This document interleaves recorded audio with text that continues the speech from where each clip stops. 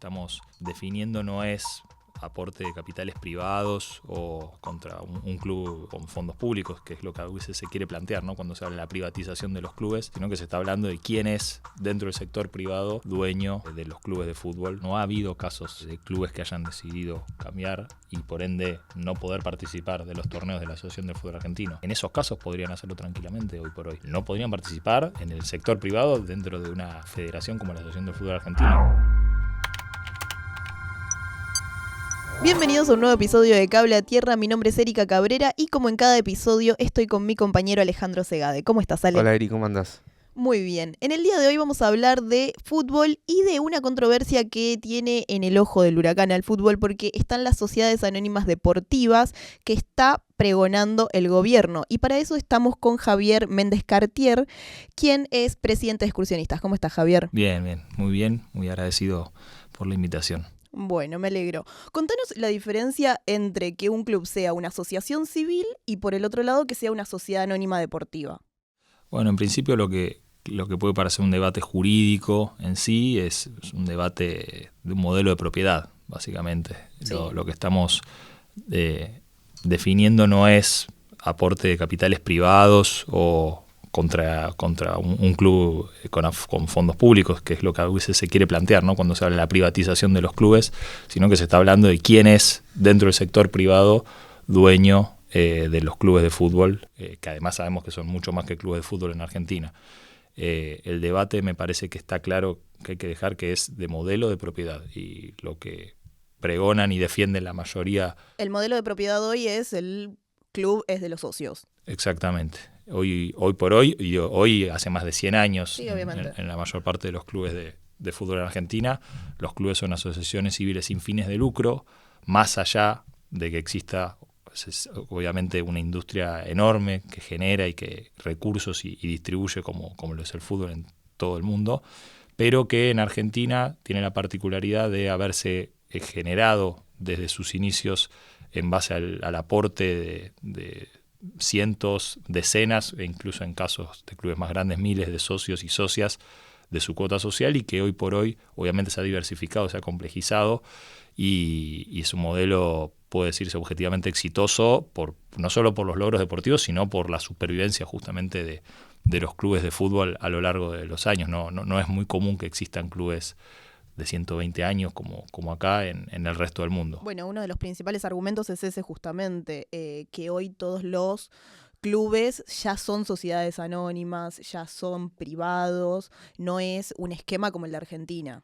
Exactamente, muchas veces se habla de sociedades anónimas encubiertas, que para mí es una gran falacia o un argumento que busca esconder, así como la privatización de los clubes o el ingreso de capitales privados que ya existe, sino que son asociaciones civiles exitosas. Cuando una institución logra de pronto muchos éxitos deportivos, de pronto obtener, generar y desarrollar un predio con recursos genuinos, venta de jugadores, sponsors, campañas y distintas maneras de crowdfunding, incluso entre ellas el aporte de privados en concesiones o a cambio o incluso convenios, recitales, etcétera, no son en sociedades anónimas encubiertas, sino que son justamente asociaciones civiles demostrando ser exitosas y demostrando la cantidad de herramientas que existen y que se pueden generar, que creo que ese es el debate, para mejorar la gestión y aún así lograr en un país como el nuestro, con todos los vaivenes de la macroeconomía, ingreso de capitales privados, si querés, extranjeros o de otra índole. ¿Y qué se responde a los que plantean, bueno, así como el club es de los socios, que los socios decidan si el club tiene que pasar a ser una sociedad anónima? Justamente existe, vamos a decir, una jurisprudencia o digamos una cantidad de decisiones tomadas por distintas masas societarias, es decir, en distintos clubes. No es que solamente vamos a supeditarnos a lo que se ha decidido históricamente en las asambleas de la Asociación del Fútbol Argentino, en la cual están los representantes de esos clubes que son elegidos por las y los socios, sino que a su vez en muchísimos clubes, incluido el club Racing Club, por el cual en esa modificación estatutaria trabajó también el actual ministro de Justicia de la Nación, que han decidido, mediante el voto de sus socios y socias, cláusulas prohibitivas o directamente cláusulas cerrojo mediante las cuales el club declara que nunca va a ser una sociedad anónima deportiva o que no va a cambiar directamente el formato jurídico a ningún tipo, más allá de la asociación civil sin fines de lucro. Por ende, me parece que las y los socios en la mayor parte de los clubes han decidido, y fíjate que no se ha dado, salvando un club en La Plata, que también tenía una fuerte vinculación con un exfuncionario, y con muy pocos socios, una decisión de, bueno, queremos ser sociedad anónima deportiva. No es que hoy por hoy se está prohibiendo algo, sino que incluso hay jurisprudencia en estatutaria o societal o del mundo del asociativismo que muestra que muchos clubes ya han decidido, y el nuestro Excursionistas es un caso también, no ser sociedad anónima deportiva, no ahora, sino hace incluso muchos años. ¿No está la posibilidad de que voten los socios si quieren o no quieren ser, aunque sea una sociedad mixta? Porque esto que vos decís, también hay capitales y sociedades anónimas que trabajan con otro tipo de sponsors, hay capitales privados que llegan a las asociaciones civiles. ¿No es posible ir hacia una sociedad mixta? Es dependiendo de lo que quiera definir cada masa societaria. Lo que nosotros como Asociación del Fútbol Argentino pregonamos en la gran mayoría y casi unanimidad de los clubes, porque repito, no ha habido casos de clubes que hayan decidido cambiar y por ende no poder participar de los torneos de la Asociación del Fútbol Argentino. En esos casos podrían hacerlo tranquilamente hoy por hoy. No podrían participar en el sector privado dentro de una federación como la Asociación del Fútbol Argentino. Eso es importante. Si un club se vuelve sociedad anónima, más allá de lo que dicen los estatutos hoy, ¿de qué quedan excluidos de todas las competencias AFA? Claro, podrían participar quizás de otras federaciones, no de la Asociación del Fútbol Argentino.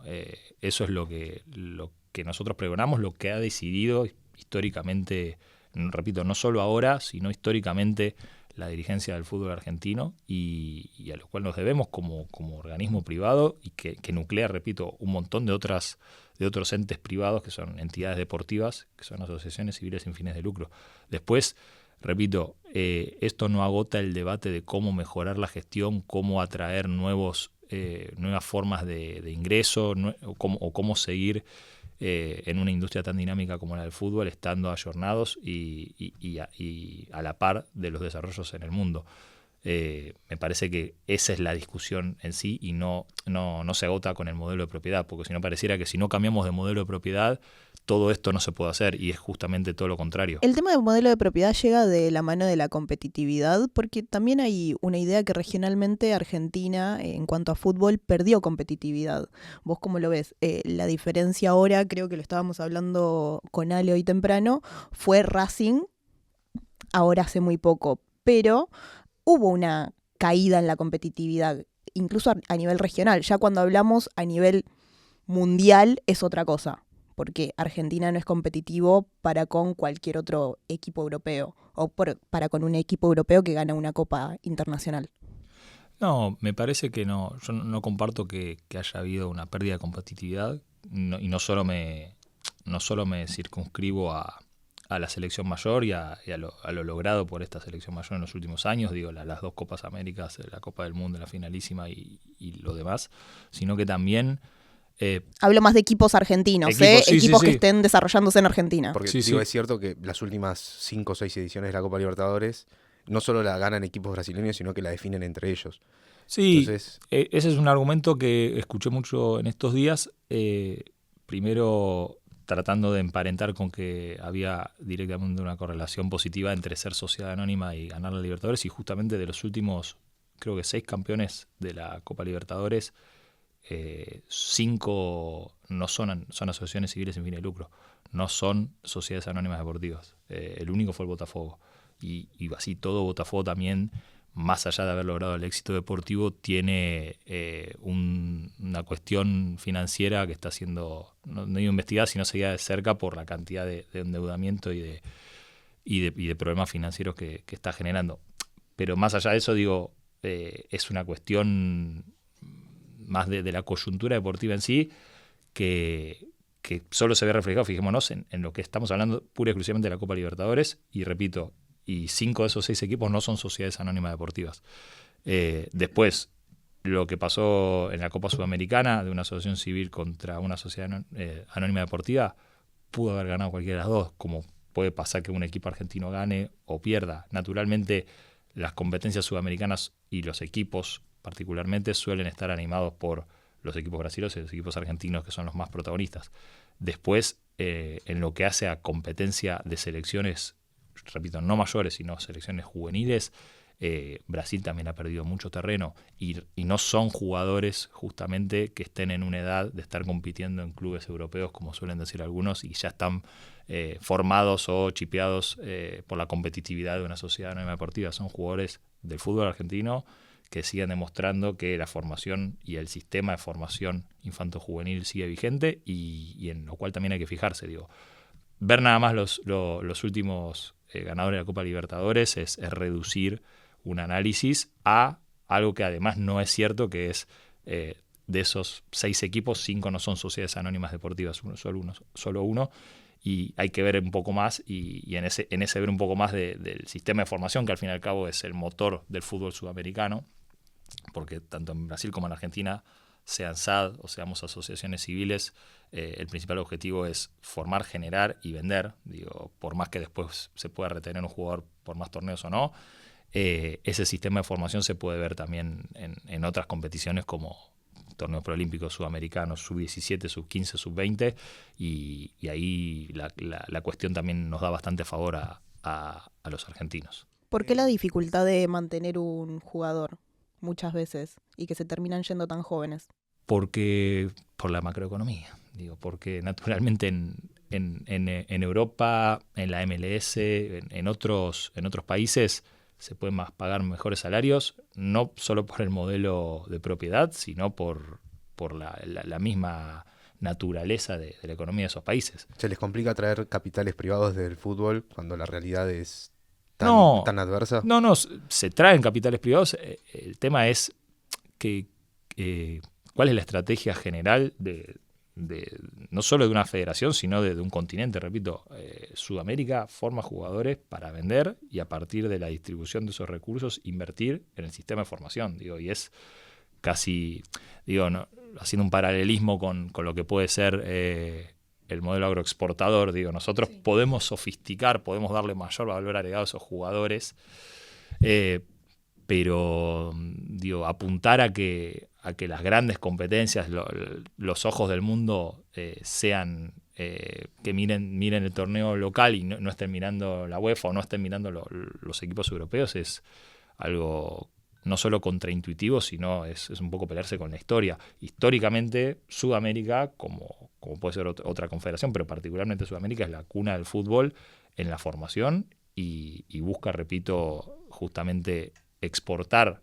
en el ámbito de los clubes a esos jugadores y que esos jugadores sigan representando a las confederaciones y a los países con la selección juvenil, mayor, pero que siempre buscan hacer una diferencia y el éxito de su carrera en países en los que naturalmente por la macroeconomía y por la historia en sí pueden pagar mejores sueldos. Algo así como las estrellas se forman acá, pero representan afuera. O sea, ese es el modelo básicamente. No, las estrellas se forman acá, van a hacer su carrera, porque esto, recordemos, es una industria y un jugador de fútbol quiere no solo en el ámbito personal, sino que también conocemos un montón de frases: quiero comprarle la casa a mi mamá, quiero que mi familia viva mejor, quiero dejarle un futuro mejor a mis hijos, y además es una carrera. Recordemos que a los 40 años esos jugadores de fútbol dejan de trabajar de lo único que saben en muchos casos, por ende en esa dinámica súper acelerada y también bastante como una carnicería, buscan ganar la mayor cantidad de dinero posible.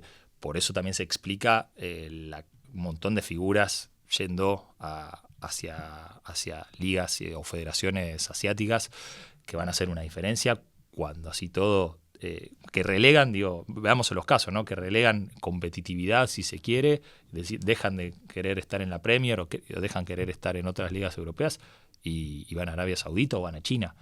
¿Cómo se explica eso? ¿Significa que allá se trabaja mejor, es mejor los torneos? No, buscan hacer una diferencia económica y está perfecto, repetido, porque es una industria y porque cada uno, cuenta con Algo un similar montón de a lo que problemas. ocurrió con Messi yéndose a Estados Unidos.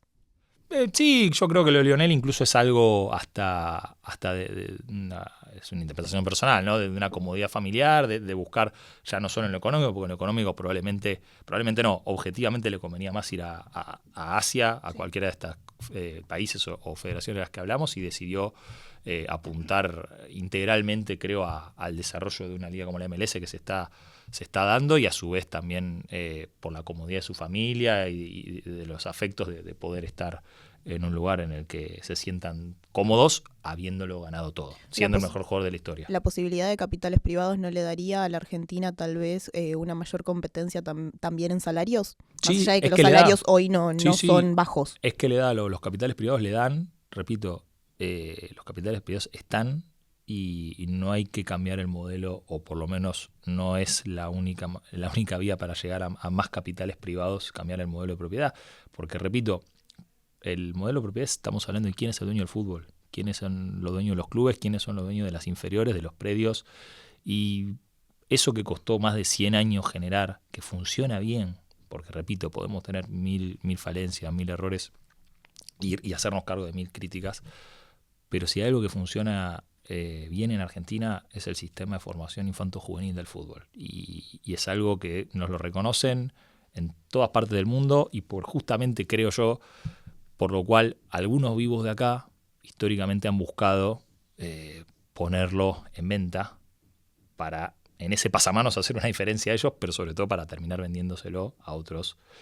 Que pensemos, si esto se diera de alguna manera, un jugador que ya a los 14, 15 años tiene una proyección como, digamos, vamos a un ejemplo, el Diablito Echeverri. ¿Quién no había escuchado de Claudio Echeverri cuando hacía infantiles en River? Bueno, el Diablito Echeverri, de haber sido que River fuera una sociedad anónima deportiva que probablemente perteneciera, como todos estos equipos, a un holding o a un grupo inversor que tiene otros clubes, algunos en ligas europeas también, se hubiese ido a una temprana edad. Por ende, en primer lugar, no hubiese existido una retribución económica directa para el Club Atlético River Plate, sino para el Club Atlético River Plate Sociedad Anónima, ya que no hubiese habido ni derecho de formación ni mecanismo de solidaridad al interrumpirse ese proceso de formación en Argentina. Segundo, ya de por sí el torneo de fútbol infantil en Argentina, sin el Diablito Echeverri o sin los Diablitos de Echeverri, bajaría naturalmente en su nivel de competitividad, porque se irían todos los buenos jugadores a temprana edad.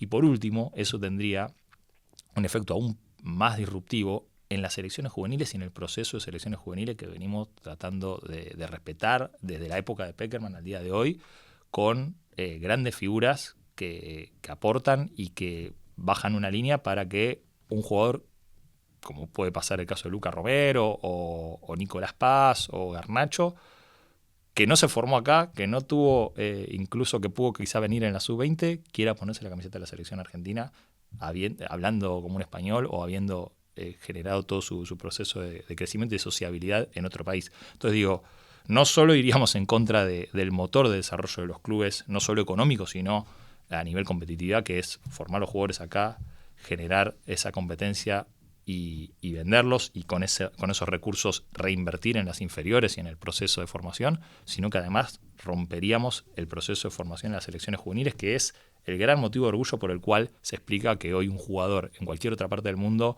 cuando es convocado o visto por el equipo de scouting de Bernardo Romeo, con Martín Tassi, bueno, etcétera, cantidad de exjugadores y leyendas que hoy están en la Asociación de Fútbol Argentino, quiera ponerse la camiseta de Argentina y diga, no, como mi mamá o como mi papá es argentino y no puedo nacionalizarme, quiero ponerme esta camiseta y no la de el país que me generó, que me formó en otro club.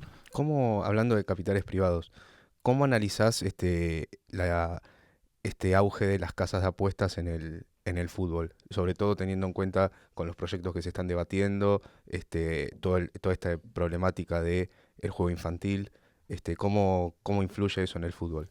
Bueno, ahí diste en la tecla, eso también es generación de recursos, el sponsoreo a partir de una industria como la industria del juego, del gaming y del betting online, como se le dice, o apuestas online, es un fenómeno global. Pero recordemos que varias casas de apuestas son sponsors de clubes de primera división. De clubes de primera división, de la Asociación del Sí. Fútbol Argentino, y repito, como cualquiera de los otros equipos de la región y del mundo, y ha suscitado naturalmente debates muy, muy fuertes. Incluso en su momento creo que en la Premier League se llegó a una postura totalmente prohibicionista de parte de la Premier para con las casas de apuestas, después se flexibilizó.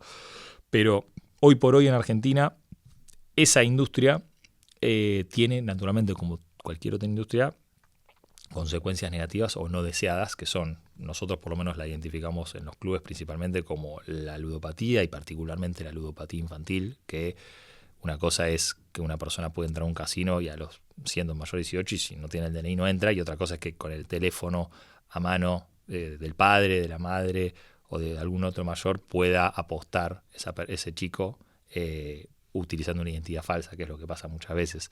Entonces, un problema es la ludopatía y el otro problema que nosotros vemos, y también es un problema global, es el amaño de partidos en base a cierta especulación con las apuestas, ¿no? En algún momento hubo temas en la B y demás con partidos que los terminaban arreglando los propios jugadores. Sí, hoy a mí me toca como presidente de la primera B metropolitana conocer a su vez fui presidente de la primera C, que era donde surgieron los primeros casos mediáticos, digo, el Porvenir, algunos de Victoriano Arenas, se hablaba de algunos clubes. Naturalmente hay después una casa de brujas, ¿no? Ante cualquier error no forzado, cualquier error grotesco de un jugador y demás, uno ya empieza a ver fantasmas por todos lados, pero es cierto que hemos tenido casos, la Asociación del Fútbol Argentino recibe constantemente reportes de empresas de monitoreo y a su vez de la Conmebol y de FIFA sobre alertas en especulaciones poco usuales y apuestas sobre tal o cual resultado. Entonces, ¿esto involucra, estos tipos de reportes suelen involucrar equipos o...? Sí, partidos en sí, resultados en pero sí. Digo, involucra movimientos sospechosos por Exacto. parte de jugadores. Por parte en el mundo de las apuestas online, en los sitios de apuestas online, de repente que se dispara que un partido va a salir de tal o cual manera o que va a haber, eso genera una bandera roja, una red flag que naturalmente la Asociación del Fútbol Argentino recibe y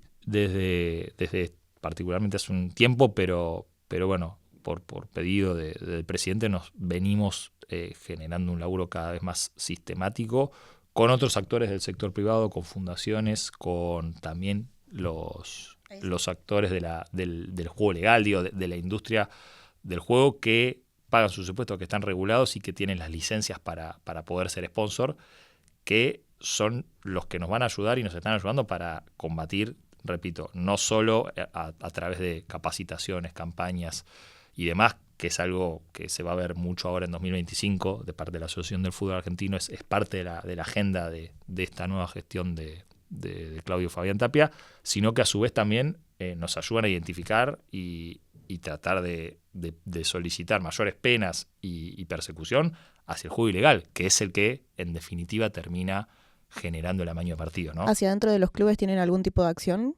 Sí. Es obviamente cada club ha tenido distintos tipos de esfuerzos. En parte nuestra hicimos con la fundación de Gastón Pols un relevamiento, charlas de sensibilización y a su vez un relevamiento mediante encuestas anónimas a jugadores de nuestras inferiores, del fútbol juvenil particularmente, en las cuales arrojaban resultados preocupantes en lo que todos vemos y lo que se puede ver en los números. Digo, hoy por hoy, a diferencia quizá de nuestra camada, me parece que se ve un aumento en la interacción con la industria del juego, sobre todo con menores de edad, ¿no?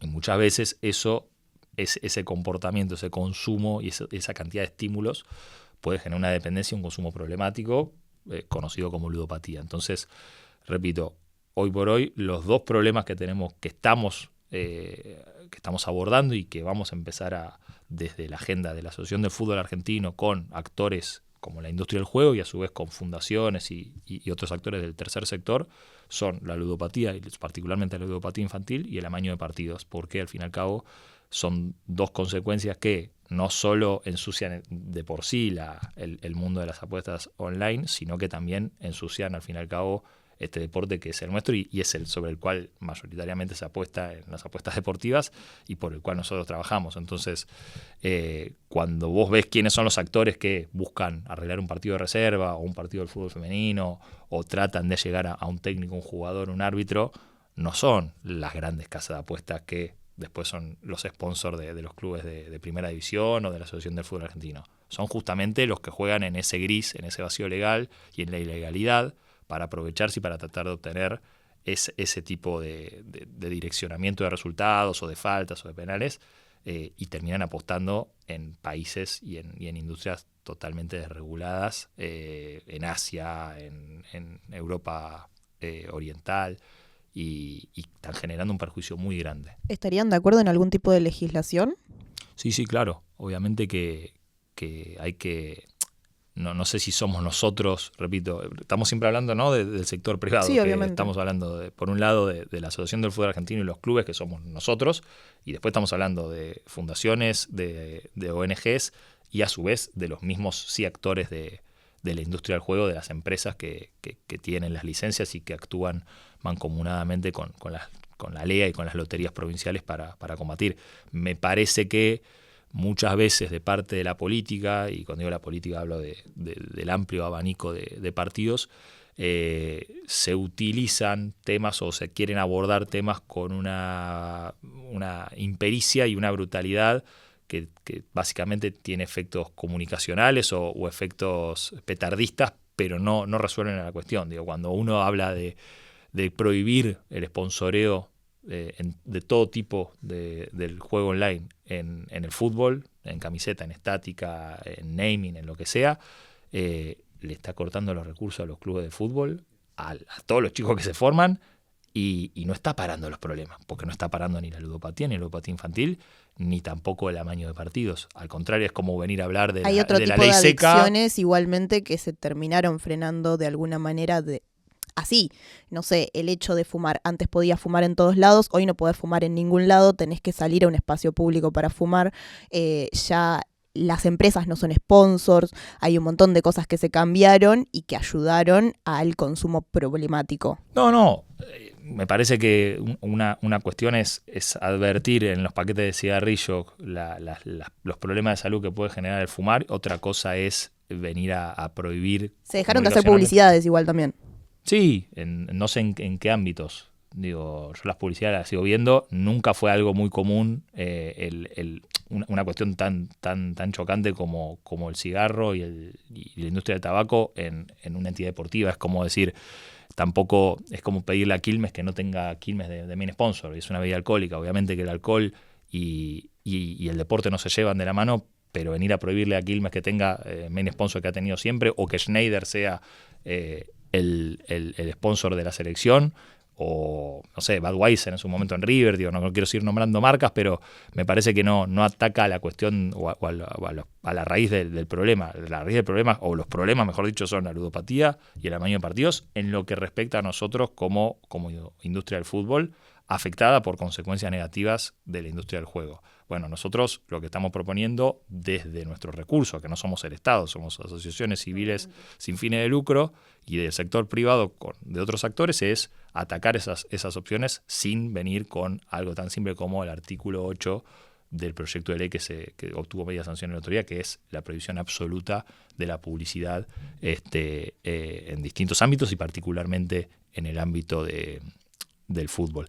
Digo, para mí es más grave aún cuando un influencer o una influencer promociona una casa de apuestas ilegal. Ustedes en su proyecto alternativo, en sus ideas alternativas, irían más ahí. No, para mí esto no quiero arrogarme ningún tipo de representatividad de lo que va a ser una respuesta más integral e institucional de AFA, sino esto es en términos personales. A mí me genera más ruido que un influencer promocione un sitio de apuestas ilegal que no tiene ningún tipo de licencia, que no tiene tipo de control ni registro en Argentina y que justamente está vinculado al juego ilegal mediante el cual amañan los partidos de reserva del ascenso. A mí me preocupa más eso. A mí también me preocupa más que de pronto en toda esa vorágine se quiera caer en la falta de control de los clubes diciendo, ¿cómo puede ser que las apuestas, que esto, que la regla de partidos, cuando hoy por hoy no tenés ningún tipo de acción del Estado para regular a este tipo de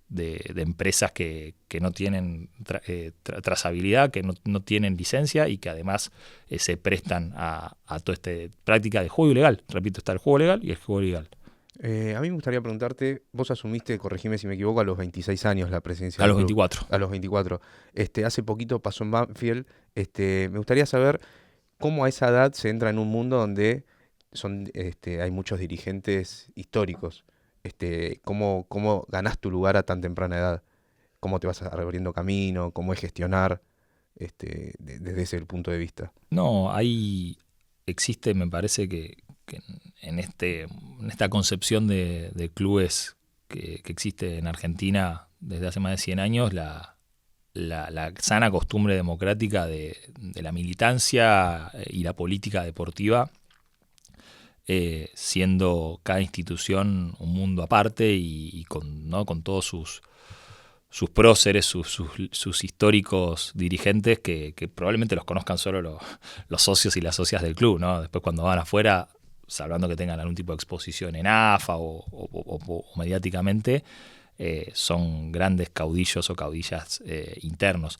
Pero justamente por el dinamismo y la constante de la variable democrática en los clubes de fútbol, recordemos que incluso aún en época de dictadura cívico-militar, en las cuales las organizaciones gremiales no estaban intervenidas o no podían ejercer libremente su vida interna y su vida organizativa y democrática, en los clubes de fútbol se sigue votando.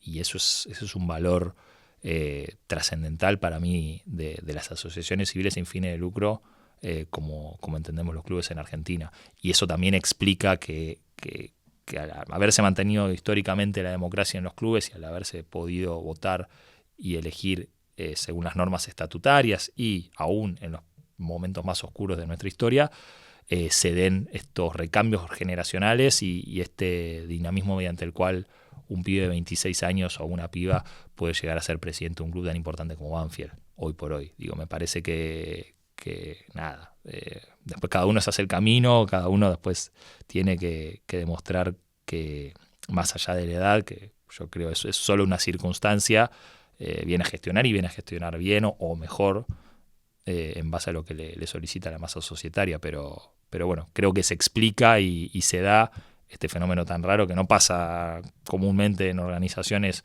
no solo sindicales, sino tampoco empresariales ni otras asociaciones del sector privado. Lo que pasa en los clubes de fútbol es eso, se mantuvo siempre la democracia ha generado ese recambio y una democracia que a la hora de elegir también se debate o se supedita mayoritariamente a lo que pasa entre dos arcos y 22 tipos corriendo tras una pelota. Entonces ya no es solo la gestión ni lo bien o mal que gestiones el club, sino también cómo saliste de este torneo, te fuiste al descenso, subiste, y bueno, eso es una volatilidad enorme.